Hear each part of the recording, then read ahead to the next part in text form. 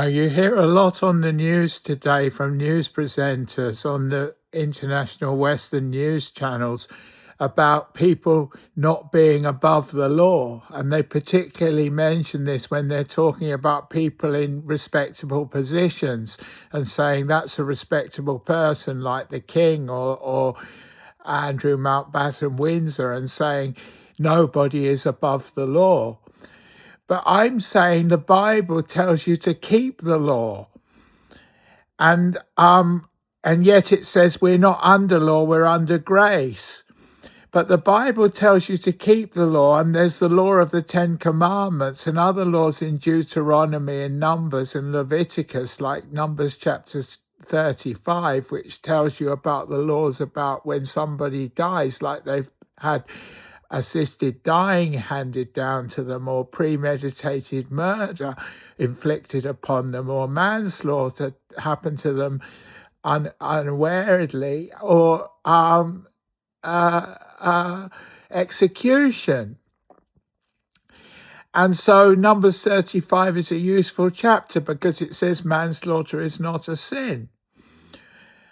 And that there needs to be people to realize this, because it says it doesn't just happen automatically. That's why you set up a congregation in a city to decide each case individually. But we're told to keep the law. But also, what I've said is we shouldn't just keep verses from the Bible. In fact, we shouldn't keep verses from the Bible, because one verse in the Bible says Noah got drunk and planted a vineyard and was naked, and yet he was saved in the flood and other people weren't. And then there's a verse in the New Testament that says a Christian leader shouldn't drink alcohol.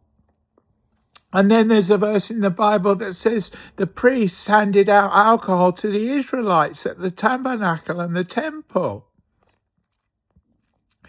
So you can't just keep a verse. But what you can do is keep the law.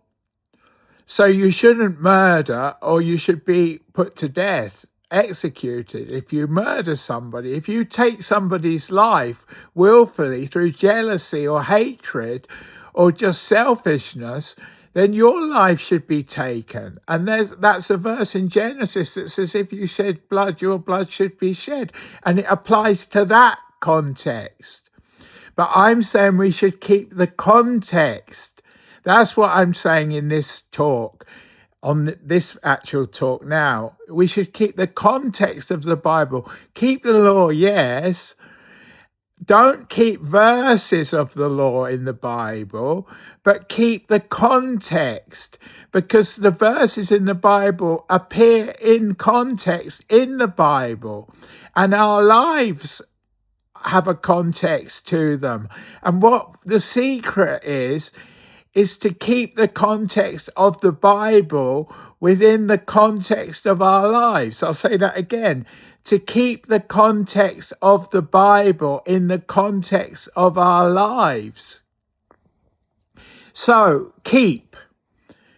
That's the word. Keep the commandments of God. That the Bible always says that. It says it everywhere. Keep God's commandments. What are God's commandments? To love your neighbor as yourself, to love God with all your heart, mind, soul, and spirit, to love Jesus.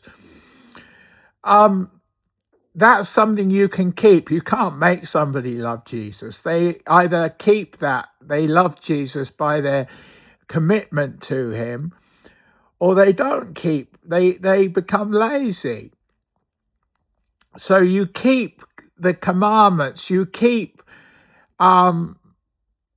things like not murdering someone, not coveting your neighbor's goods, not being jealous of what job the person next to you has or doesn't have.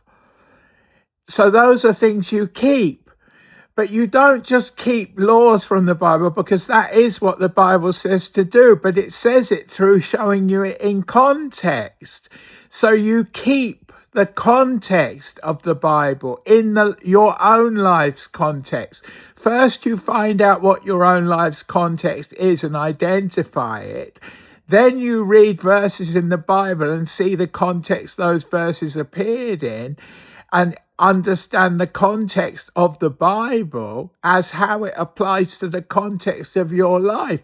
And you keep the context. So you keep the law and you keep the context, but you don't keep verses.